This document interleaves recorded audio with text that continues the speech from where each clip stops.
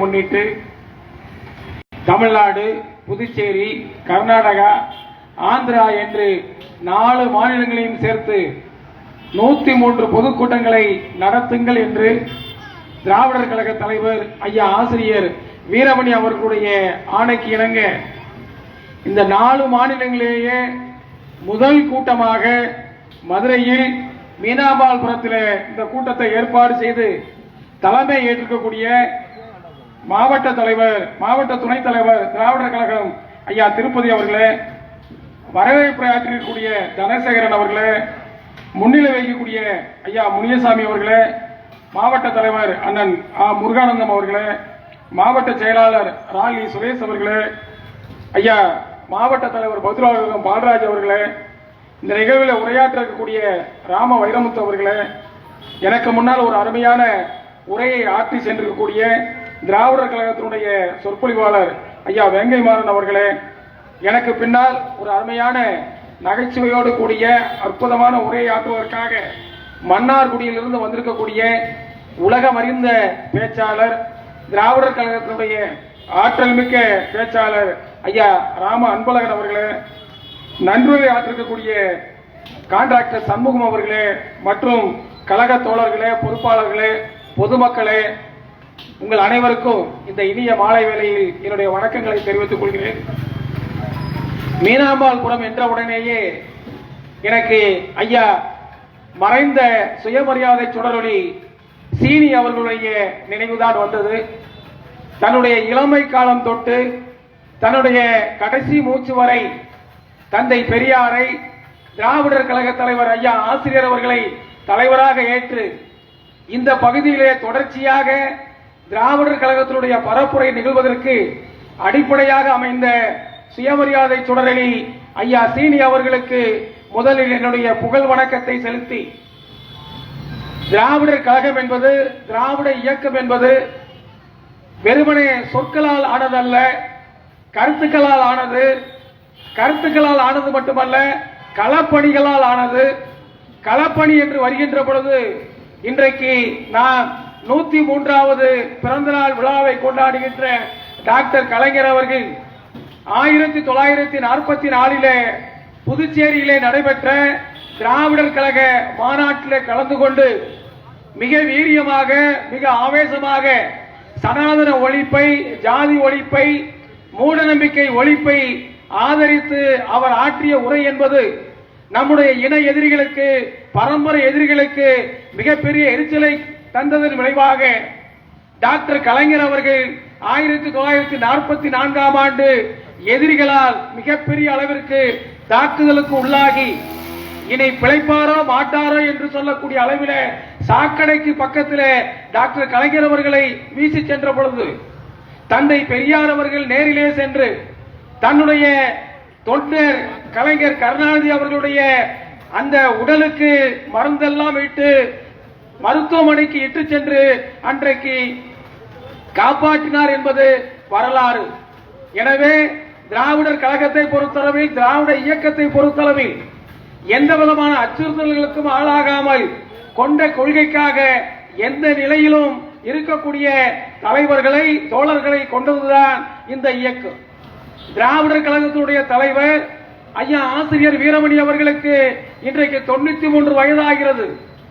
இந்த கொட்டுகின்ற வெயிலிலே, அடிக்கின்ற இந்த கோடை வெயிலிலே நேற்று திருவாரூரிலே மேகதாது அணை கட்டக்கூடாது, தமிழ்நாட்டிற்கு தர வேண்டிய காவிரியை தடுப்பதற்காக கர்நாடகா அந்த அணையை கட்ட முயற்சிக்கிறது, இதை நாங்கள் தடுத்தே தீர்வோம் என்று அனைத்து கட்சி தலைவர்களோடு இணைந்து திராவிடர் கழக தலைவர் ஐயா ஆசிரியர் வீரமணி அவர்கள் நேற்று ஒரு மிகப்பெரிய போராட்டத்தை நடத்தியிருக்கிறார்கள். எனவே திராவிட இயக்கத்தை பொறுத்தளவில் 10 வயதா 93 வயதா என்பதல்ல பெரிது. ஐயா ஆசிரியர் வீரமணி அவர்களை பொறுத்தளவில் 3 முறை அவருடைய உயிருக்கு குறிவைக்கப்பட்டது. மம்சாபுரத்தில் நம்முடைய எதிரிகள் வரவேற்பு கொடுப்பது போல நிறுத்தி அவர் மீது மிகப்பெரிய தாக்குதலை நடத்தினார்கள். அப்படிப்பட்ட தாக்குதல்கள் எல்லாம் கடந்து 4 முறை இருதயத்திலே கோளாறு ஏற்பட்டு மருத்துவமனையிலே சிகிச்சை பெற்று அறுவை சிகிச்சை செய்த பின்னாலும் 93 வயதிலே இந்த மக்களுக்காக, இந்த மண்ணுக்காக நான் களத்திலே நிற்கிறேன் என்று நிற்கக்கூடிய இயக்கம் திராவிடர் கழகம். அப்படிப்பட்ட இயக்கம், எதையும் எதிர்பாராத இயக்கம், எதற்கும் அடிமணியாத இயக்கம் இன்றைக்கு டாக்டர் கலைஞர் அவர்களுடைய 103வது பிறந்த நாள் விழாவை 4 மாநிலங்களிலே தோழர்களே கொண்டாடுங்கள், கொண்டாடி மகிழ்வோம் என்று அறைகூவல் விடுப்பதற்கான அடிப்படை காரணம் என்ன? அடிப்படை நோக்கம் என்ன? தோழர்களே, எத்தனையோ இயக்கங்கள் இருந்திருக்கலாம். ஆனால் திராவிட இயக்கத்தை பொறுத்தளவில் எனக்கு முன்னால் பேசிய ஐயா வேங்கை மாறன் அவர்கள் குறிப்பிட்டதை போல ஜாதி என்பது இழிவு என்பது மட்டுமல்ல, ஜாதி என்பது நம்மை பிரிக்கிறது, ஜாதி என்பது நம்மை வேறுபடுத்துகிறது என்பது மட்டுமல்ல, ஜாதியை சொல்லித்தான் நம்மளை படிக்க விடாமல் ஆக்கினார்கள். சூத்திரனுக்கும் பஞ்சமனுக்கும் எதை கொடுத்தாலும் கல்வியை கொடுக்காதே என்று எழுதி வைத்திருக்கிறார்கள். அதுதான் இன்றைக்கு சட்டங்களாக ஆக்குவதற்காக RSS பிஜேபிக்கும் இன்றைக்கும் துடிக்கிறார்கள். வர்ணம் வேண்டும், வர்ணத்தினுடைய அடிப்படையிலே தொழில்கள் வேண்டும், பார்ப்பனர்களுக்கு மட்டும் கல்வி கொடுக்கப்பட வேண்டும், பெரிய பெரிய வேலைகள் எல்லாம் அவர்களுக்கு மட்டுமே கொடுக்கப்பட வேண்டும் என்பதுதான் RSS பிஜேபியுடைய கொள்கை. அவருடைய புதிய கல்விக் கொள்கையா இருந்தாலும் இன்றைக்கு நீட் நீட் என்று சொல்கிறார்களே, எவ்வளவு கேவலமாக இருக்கிறது. எத்தனை முறை அதிலே ஊழல், 89 முறை அதிலே ஊழல் பேப்பர்கள் லீக் ஆகியிருக்கிறது. பேப்பர்களை பூரா அந்த கொஸ்டின் பேப்பர் என்று சொல்லக்கூடிய கேள்வித்தாள்களை 30 லட்சம் 40 லட்சம் என்று வித்துக்கொண்டு நம்முடைய அனிதா போன்ற நம்முடைய பிள்ளைகளை 100க்கு 98 மதிப்பெண் எடுத்த நம்முடைய பிள்ளைகளை அவர்களுக்கு டாக்டர் சீட் கிடைக்க விடாமல் செய்து இன்றைக்கு நீட் என்ற ஒரு கேவலமான ஒரு பரீட்சையை உலகம் முழுவதும் காரி துப்பக்கூடிய ஒரு தேர்வு முறையாக வைத்துக் கொண்டு இன்றைக்கு இருக்கக்கூடிய நிலையிலே திராவிட இயக்கம் படி படி படி என்பதை சொன்னது. அண்ணல் அம்பேத்கர் அவர்கள் அதே போல நம்முடைய மக்கள் படிக்க வேண்டும், உயர வேண்டும் என்பதற்கான பல்வேறு வகையான அந்த செயல்பாடுகளை தொடர்ச்சியாக நடத்தி கொண்டிருந்தார்கள். எனவேதான் இன்றைக்கு டாக்டர் கலைஞர் அவர்களை பற்றி பேசுகிறோம் என்று சொன்னார். அவர் செய்த எத்தனையோ செயல்பாடுகளை பற்றி நாம் சொல்ல முடியும் என்றாலும், சாதனைகளை சொல்ல முடியும் என்றாலும் 2-3 மட்டும் சொல்லி நான் விடைபெற்றுக் கொள்ள விரும்புகிறேன். ஏனென்று சொன்னால், ஆற்ற வாழ்ந்த பேச்சாளர் ஐயா நம்முடைய மன்னார்குடியிலிருந்து வந்திருக்கக்கூடிய ராம அன்பழகன் அவர்கள் மிக சிறப்பாக இங்கு உரையாற்ற இருக்கக்கூடிய நிலையில அருமை தோழர்களே, நினைத்து பாருங்கள். அது RSS ஆக இருந்தாலும், பிஜேபி ஆக இருந்தாலும், அல்லது எந்த மதத்தை சார்ந்தவர்களாக இருந்தாலும், அடிப்படையில் அவர்கள் சொல்லக்கூடிய ஒரு கருத்து என்பது பெண்கள் என்பவர்கள் படுக்கை அறைக்கும் சமையலறைக்கு மட்டும்தான், அதை தாண்டி அவர்கள் வரக்கூடாது என்பதுதான் மதத்தினுடைய அடிப்படை. ஆனால் தந்தை பெரியார் அவர்கள் சுயமரியாதை இயக்கத்தை ஆரம்பித்த பொழுது ஆணும் பெண்ணும் சமம் என்று சொன்னது மட்டுமல்ல, 1929 செங்கல்பட்டிலே நடந்த மாநாட்டிலே பெண்களுக்கு சொத்துரிமை வேண்டும் என்று ஒரு சட்டத்தை போட்டார்கள். ஏறத்தாழ 1929 போட்ட அந்த சட்டம் என்பது 1989 டாக்டர் கலைஞர் அவர்கள் முதலமைச்சராக இருந்த பொழுது பெண்களுக்கும் சொத்துரிமை உண்டு என்ற சட்டம் கொண்டு வரப்பட்டது.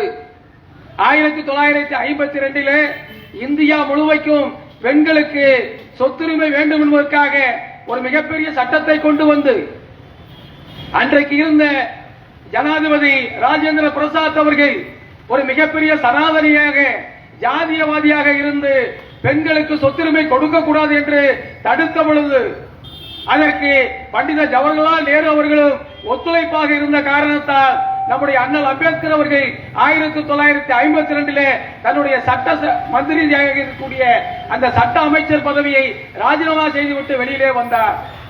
இந்த நாட்டு பெண்களுக்கு சொத்துரிமை கொடுக்க முடியவில்லை, எனக்கு எதற்கு இந்த சட்ட அமைச்சர் பதவி என்று சொல்லிவிட்டு அண்ணல் அம்பேத்கர் அவர்கள் அன்றைக்கு வெளியே வந்தார்கள்.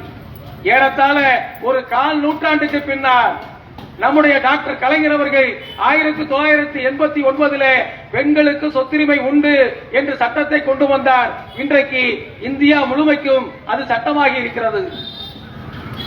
பெண்களுக்கு போலீசிலே வேலை வாய்ப்பு கொடுக்க வேண்டும், பெண்களுக்கு ராணுவத்திலே பணியாற்றுவதற்கு வாய்ப்பு கொடுக்க வேண்டும் என்று தந்தை பெரியார் அவர்கள் 1932 விருதுநகரில் நடைபெற்ற சுயமரியாதை மாநாட்டிலே ஒரு தீர்மானத்தை போட்டார்கள். அன்றைக்கு சொன்னார்கள், பெண்கள் எப்படி போலீஸாக வர முடியும்? பெண்களால் பேண்ட் சட்டை போட முடியுமா? பேண்ட் சட்டை போட்டுக்கொண்டு எப்படி அவர்கள் நடப்பார்கள் என்று கேலி செய்தவர்கள் எல்லாம் உண்டு. ஆனால் இன்றைக்கு நம்முடைய பெண்கள் மிகப்பெரிய அளவிற்கான எல்லா பதவிகளிலும் போலீஸ் ஐஜி முதல் கீழ்மட்டம் வரை நம்முடைய பெண்கள், நம்முடைய சகோதரிகள், நம்முடைய உடன்பிறப்புகள் இன்றைக்கு காவல்துறையிலே இருக்கிறார்கள், ராணுவத்திலே பணிபுரிகிறார்கள். இந்த நேரத்தில் எனக்கு ஒரு நினைவு வருகிறது. ஒரு 40 ஆண்டுகளுக்கு முன்னால் டாக்டர் கலைஞர் அவர்கள் தான் முதலிலே பெண்களை காவல்துறையில எடுக்கலாம் என்று சட்டத்தை கொண்டு வந்தார்கள். இந்தியாவிலே வேறு எங்கும் இல்லாத சட்டம். தமிழ்நாட்டில் மட்டும் பெண்கள் காவல்துறையிலே போலீஸாக சேரலாம் என்று ஒரு சட்டத்தை கொண்டு வந்தார்கள். ஆனால் 1977 நம்முடைய டாக்டர் கலைஞர் அவர்கள் தேர்தலிலே தோல்வியுற்று திருச்செந்தூரிலே வேலை காணாம் என்று ஒரு பிரச்சனை வந்த பொழுது மதுரையிலிருந்து திருச்செந்தூர் வரைக்கும் நடைப்பயணமாக டாக்டர் கலைஞர் அவர்கள் வந்தார்கள். அன்றைக்கு நான் கல்லூரியிலே மாணவன், திருச்செந்தூர் ஆதித்தனார் கல்லூரியிலே படித்துக் கொண்டிருக்கூடிய நிலையிலே நான் மட்டுமல்ல, பிஜேபியிலே தெற்கு தொகுதியிலே போட்டியிட்டு தோற்ற நண்பர் ராமசீனிவாசன் போன்றவர்கள் எல்லாம் அன்றைக்கு ஒன்றாக திருச்செந்தூரிலே படித்துக் கொண்டிருந்தோம். அப்படி மாணவர்கள் எல்லாம் இணைந்து டாக்டர் கலைஞர் அவர்களுடைய பேச்சை கேட்பதற்காக நாங்கள் கூட்டத்திற்கு சென்றுவிட்டு திரும்பி வருகின்றோம். வருகின்ற பொழுது ஒரு பெரிய இருட்டு. அந்த இருட்டை தாண்டி மாணவர்கள் வருகிறோம், பொதுமக்கள் நிறைய ஆண்கள்லாம் வர்றாங்க. அப்படி வருகின்ற பொழுது அந்த இருட்டை தாண்டிய உடனேயே ஒரு ஆளை ஒரு பொம்பளை இப்படி தூக்கி போட்டு ஒரு மீதி மிதிச்சிச்சு. நாங்கள் கல்லூரி மாணவர்கள் சுற்றி இருந்தவர்கள் அப்படியே அரண்டு போய் பார்க்கிறோம். என்னடா ஒரு பொம்பளை வந்து தூக்கி ஒரு ஆளை தூக்கி போட்டு இப்படி மிதிக்குது என்று சொல்லி பார்த்து கொண்டிருந்த பொழுது, இல்லக்கா அப்படின்னு அவன் அக்கானி பொத்தன் தெரியாதுன்னு இன்னொரு மிதி. மட்டில் இருந்த போலீஸ் 1983 நான் சொல்றது. அப்ப 83 ஒரு மிகப்பெரிய கூட்டத்தை விட்டு வெளியே வருகின்ற பொழுது ஒரு தப்பு செய்த ஆணை தூக்கி போட்டு மிதிக்கக்கூடிய துணிச்சலை கொடுத்தது அந்த போலீஸ்ங்கிற பதவி, போலீஸ்ங்கிற அந்த அதிகாரம். அந்த அதிகாரத்தை வைத்து ஒரு பெண் அன்றைக்கு தூக்கி போட்டு மிதித்த பொழுது அது மனித உரிமைப்படி சரியா தவறா அதெல்லாம் அடுத்து. ஆனா ஒரு பெண்ணுக்கு கல்வியை கொடு, ஒரு பெண்ணுக்கு அதிகாரத்தை கொடு, தனக்கு உரியதை அவர்கள் பார்த்துக் கொள்வார்கள் என்று சொன்னதை போல அன்றைக்கு நேரடியாக பார்த்த பொழுது ஒரு மிகப்பெரிய மகிழ்ச்சி என்பது மனதிலே இருந்தது. தந்தை பெரியாருடைய கருத்தை டாக்டர் கலைஞர் அவர்கள் செயல்படுத்தினார்கள். இன்றைக்கு நடைமுறையில இருக்கிறது. தப்பு செய்யற ஆம்பளைய ரோட்ல போட்டு மிதிக்கிற அளவிற்கு ஒரு பெண்ணுக்கு தைரியத்தை கொடுத்திருக்கிறது என்று என்னை போன்றவர்களால் அன்றைக்கு மிகப்பெரிய மகிழ்ச்சி அடைந்தோம். இன்னைக்கு துப்பாக்கியில சுடுறாங்க பெண் போலீஸ், ஓடுற ஆளை சுடுகிற அளவிற்கு நம்முடைய பெண் போலீஸ்கள் இன்றைக்கு பெண் அதிகாரிகள் இருக்கிறார்கள் என்று சொன்னார். இதற்கான அடித்தளத்தை அமைத்தது திராவிட இயக்கம். இதற்கான அடித்தளத்தை கொடுத்தவர் தந்தை பெரியார்.